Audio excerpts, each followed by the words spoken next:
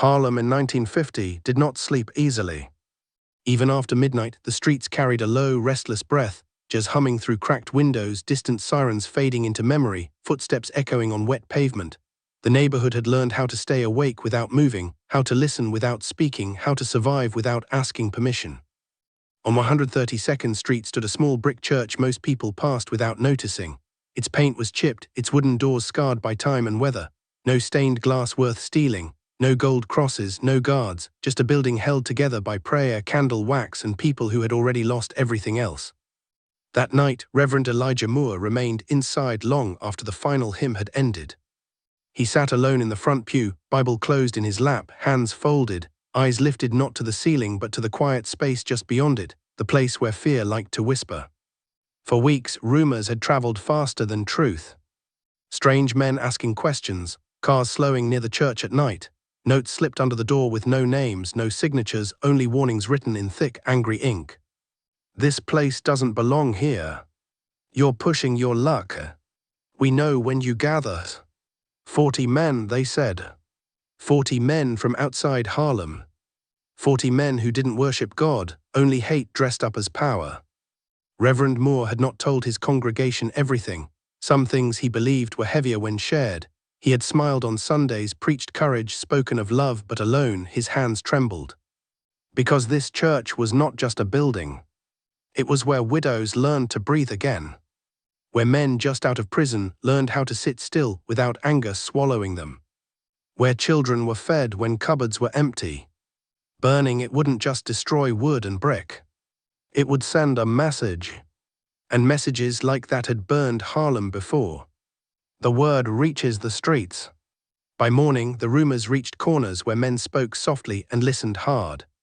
Barbershops, pool halls, coffee counters where the same faces gathered every day, pretending not to notice who came and went. And eventually, the whisper reached a man who did not attend that church, but understood what it stood for. Bumpy Johnson did not believe in coincidence. He believed in patterns. And when a pattern smelled like outside hatred creeping into Harlem, he paid attention. That morning, Bumpy sat in his usual spot near the window of a modest cafe. Steam rose from his coffee untouched. He wasn't reading the paper. He was watching reflections, cars passing, faces pausing, movement that didn't match the rhythm of the block. A young runner, barely 20, slid into the seat across from him, breath controlled, voice low. "They're talking loud downtown," the kid said. "Men from outer state saying they'll make an example." Bumpy didn't react. "How many?" he asked calmly. The kid swallowed. "They're bragging, saying 40. Bumpy finally lifted his cup, took a slow sip, and placed it back down exactly where it had been. 40. That wasn't a threat, that was theater. Men who wanted attention always exaggerated their numbers. But even exaggerations carried danger. "What kind of example?" Bumpy asked. The kid hesitated. "A church." Silence fell between them, heavy, deliberate. Bumpy Johnson had grown up knowing churches weren't just houses of worship. They were sanctuaries when the law refused to protect you. Burning one wasn't about race alone. It was about erasing dignity. "Which one?" he asked. When the kid answered, Bumpy's jaw tightened just slightly. He knew that church. He didn't attend it. But he respected it. And respect mattered more than belief. A different kind of power. By afternoon, Bumpy had said very little, but things had begun to move. Not loudly. Not violently. Quietly. Men he trusted received no orders, only questions. Who had seen unfamiliar faces? Which cars didn't belong? Who was suddenly confident in places confidence didn't belong? No threats were issued. No fists were raised. No weapons were shown. Because Bumpy Johnson understood something most men never did. Fear spoken too loudly becomes courage in disguise. Instead, he let silence work. That evening, a stranger walked into a Harlem bar and ordered a drink he couldn't pronounce properly. His accent was wrong, his smile forced. The bartender served him politely, then leaned close. "You lost?" the bartender asked. The stranger stiffened. "Just visiting." The bartender nodded. "Funny, Harlem don't usually get visitors like you." Across the room, men watched without staring. The stranger finished his drink and left early. That happened again. And again. Men who came looking for intimidation left with questions in their heads.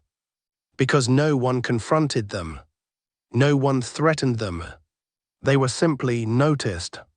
The church at dusk. As sunset bled orange across Harlem, Reverend Moore stood at the church doors, locking them carefully. He planned to sleep inside that night not out of bravery but responsibility. He had just turned the key when a black car rolled slowly to the curb. He froze. The window lowered. Bumpy Johnson looked out, calm, composed, eyes steady. "Evening, Reverend," he said. Moore blinked, surprised. "Mr. Johnson."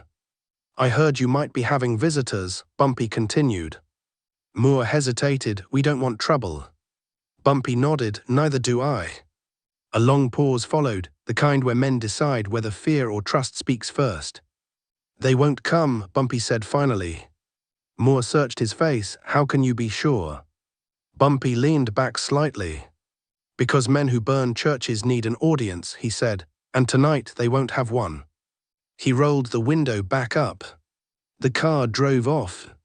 Reverend Moore stood there long after it disappeared, unsure whether he had just been comforted or warned. The night approaches. By midnight, Harlem felt different. Too quiet. Cars that had no business being there turned around early. Phones rang and were answered with silence. Meetings scheduled in confidence were suddenly cancelled without explanation. 40 men had come believing Harlem was weak. They had not expected Harlem to watch back.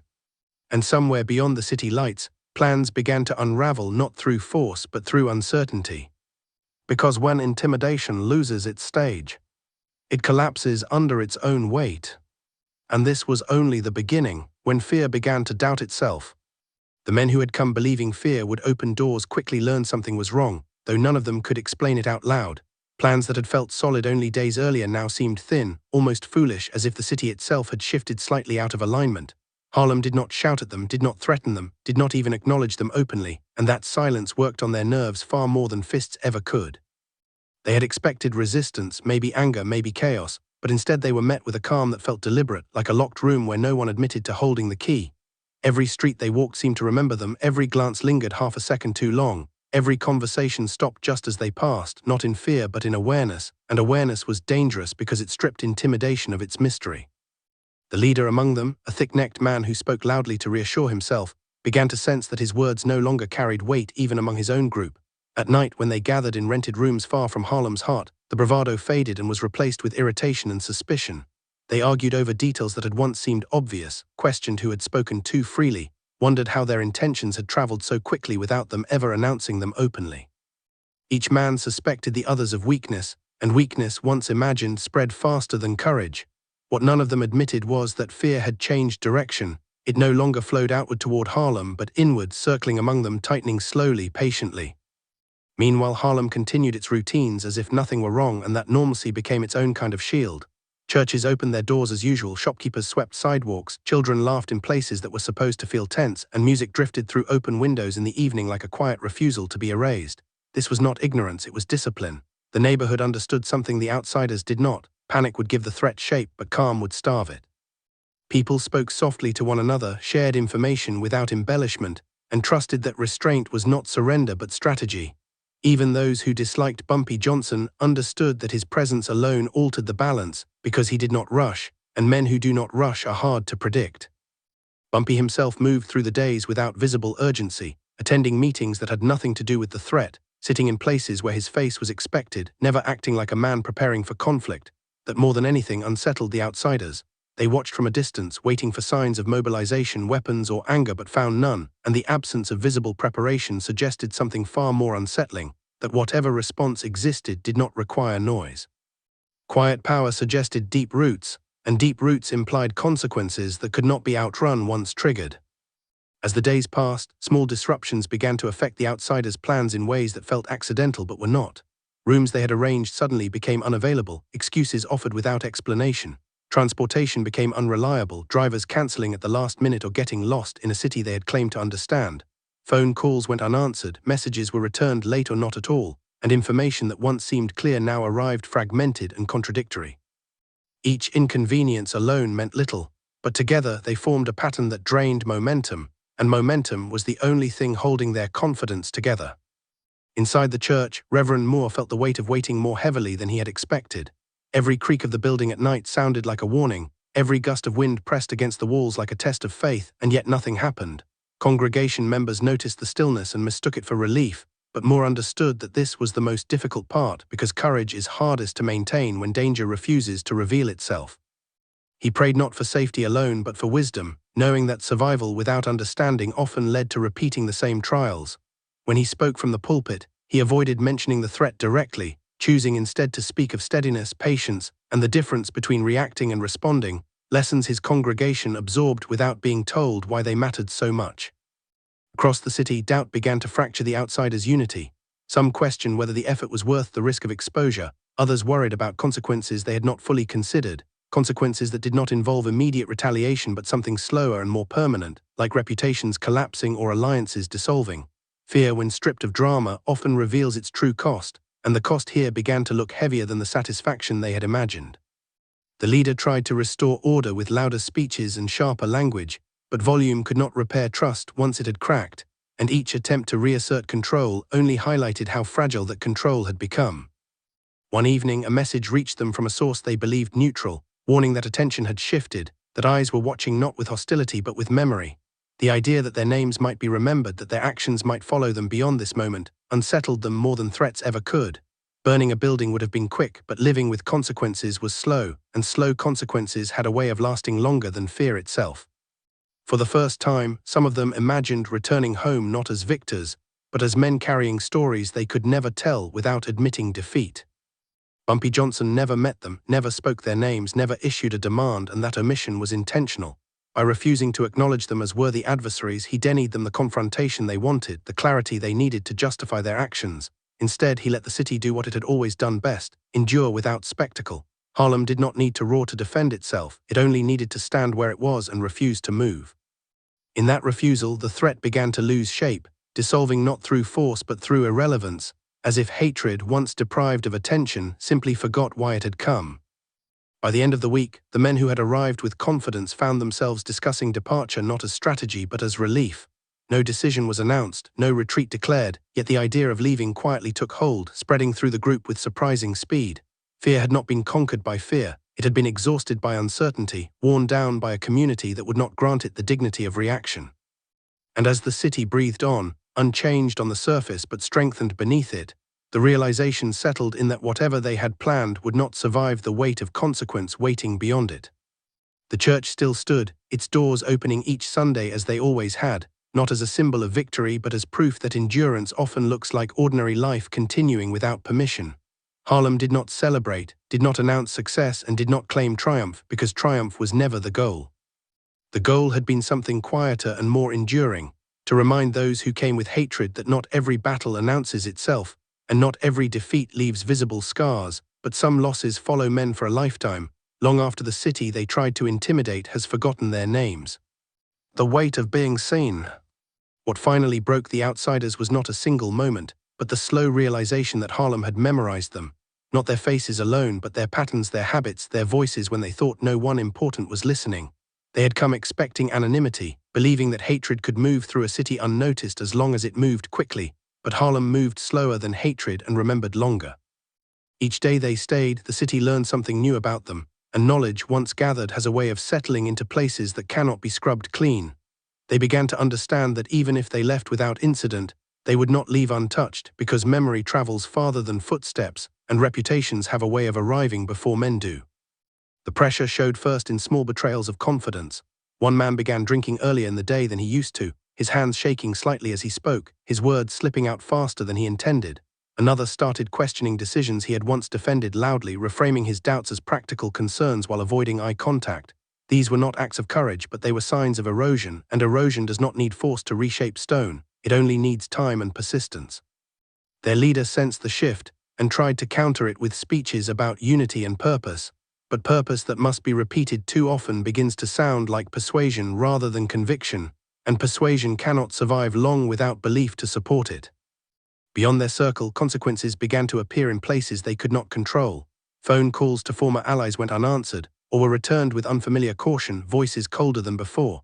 Doors that had once opened easily now required explanations, and explanations invited scrutiny. Questions arose about associations, about timing, about why certain names kept appearing in the same places, and suspicion, once awakened, does not need proof to spread. Men who had once believed themselves untouchable felt something new creeping into their lives, something heavier than fear of confrontation, fear of exposure, fear of being known not for what they claimed to stand for, but for what they had tried to do in secret. Bumpy Johnson watched all of this from a distance, never inserting himself into the story directly, because direct involvement would have simplified the narrative in ways that benefited the wrong people. He understood that confrontation gives men an excuse to see themselves as victims of opposition, while silence forces them to face themselves without distraction. By refusing to become the enemy they wanted, he left them alone with their intentions, and intentions, when isolated, often reveal how hollow they truly are. His influence moved through conversations he did not attend and decisions he did not announce, not as command but as context, shaping outcomes without demanding credit. Inside Harlem, the effect of this quiet resistance began to surface in unexpected ways. People who had lived with fear as a constant background noise noticed its absence not as relief, but as clarity. They spoke more openly, walked more steadily, and carried themselves with a confidence that did not announce itself loudly but felt unmistakable. The church became busier not because of the threat, but because people sensed something deeper at work, a reminder that dignity does not always require defense through force, only through presence. Reverend Moore felt this shift keenly, recognizing that faith had moved from being a refuge against fear to a foundation for resolve, and that distinction mattered more than any sermon he could preach. For the outsiders, time became an enemy. Every extra day increased the risk that their names would become attached to questions they could not answer cleanly. Some began to argue for abandoning the plan entirely, framing retreat as strategy rather than surrender, but even that framing could not hide the truth that the original purpose had lost its meaning. What had once felt like a demonstration of power now felt like a liability, a decision that threatened to follow them long after they returned to places where they believed they belonged. The city had not chased them out, but it had made staying uncomfortable in a way that could not be ignored. Eventually, the discussions shifted from when to how, and then from how to who leaves first. That was when the final illusion of unity collapsed. Men who had stood shoulder to shoulder now watched one another closely, calculating who might speak too freely once they were gone, who might distance themselves fastest, who might sacrifice the group to protect individual futures. Fear no longer bonded them, it divided them, because fear without a shared enemy turns inward, and inward fear is corrosive. Each man began preparing his own version of the story he would tell later, a version that minimized his role and exaggerated his doubts, as if rewriting the past could soften the consequences waiting ahead. When the decision to leave finally took shape, it was quiet and unceremonious. There was no dramatic withdrawal, no declaration of defeat, only a gradual thinning of presence, cars departing at odd hours, plans cancelled without explanation, conversations cut short. They did not announce their failure because announcing it would require admitting it, and admission is harder than disappearance. What they did not realize was that leaving did not erase the imprint they had already made. It only froze it in time, preserved as a cautionary memory rather than a warning ignored. Harlem did not celebrate their departure. There were no speeches, no parades, no claims of victory, because the city understood that survival did not always require acknowledgement. The church remained standing, its doors open, its presence unchanged, not as a symbol of triumph, but as evidence that intimidation loses meaning when it fails to interrupt life. Bumpy Johnson returned to his routines as if nothing remarkable had occurred, because for him, the outcome confirmed something he had always known, that power exercised without spectacle lasts longer than power shouted into the night. In the weeks that followed, the men who had come with threats found their lives subtly altered. Opportunities dried up, relationships cooled, and trust eroded in ways that could not be traced to a single cause, only to a growing sense that their names carried weight they could no longer control. This was the true disappearance, not from the world but from relevance, from influence, from the ability to act without consequence. They had not been defeated publicly, but they had been diminished privately, and private losses often shape destinies more decisively than public ones. By the time the memory of their presence faded from daily conversation, the lesson remained, woven quietly into the fabric of Harlem's understanding, that hatred does not always announce itself with flames, and resistance does not always answer with force, but when a community refuses to be provoked and chooses to stand without spectacle, even the loudest threats eventually lose their voice. What remains when the noise is gone?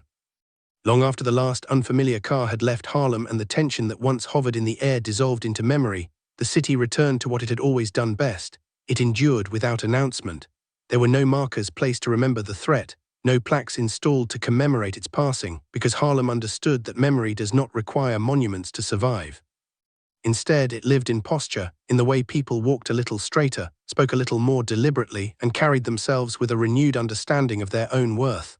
The danger had not ended with confrontation because there had been none. It had ended with irrelevance, and irrelevance is the most complete erasure of all. For Reverend Elijah Moore, the weeks that followed brought a clarity he had not expected. The fear that once pressed on his chest during late-night prayers gave way to something quieter but stronger, a conviction that faith was not proven by miracles alone but by steadiness in the face of uncertainty. The church did not change its appearance, did not expand or rebuild, yet something within it deepened, as if the walls themselves had absorbed the lesson of restraint. Congregants spoke less about what might have happened and more about what had not, understanding that preservation without spectacle was not weakness but wisdom. The church remained what it had always been, not because it was defended loudly, but because it had been allowed to exist without apology. Bumpy Johnson never spoke publicly about those days, and that silence was consistent with the way he measured influence. He did not believe in claiming victories that required explanation, because explanations invited debate and debate diluted meaning. To him, the outcome was simple. Harlem had not bent, and therefore nothing else needed to be said. Those who understood his role understood it without being told, and those who did not were never meant to. Power, when exercised correctly, leaves no signature, only results that seem inevitable in hindsight. He returned to his routines, his conversations, his careful navigation of a world that demanded both firmness and restraint, carrying the quiet satisfaction of knowing that something fragile had been protected without being hardened into something unrecognizable. Outside Harlem, the men who had arrived with threats found themselves living in a different reality than the one they had imagined. Their departure did not restore the confidence they had lost, because confidence once fractured rarely reforms into its original shape. They discovered that their words carried less weight, their presence invited more questions, and their past actions lingered in conversations they could not hear but could feel. Some attempted to distance themselves from what had occurred, rewriting their own narratives in ways that minimized responsibility, while others leaned into denial, insisting nothing had truly happened at all. Yet both approaches failed to erase the subtle shift in how the world responded to them, a shift that reminded them daily that intentions, once revealed, have consequences even when plans collapse.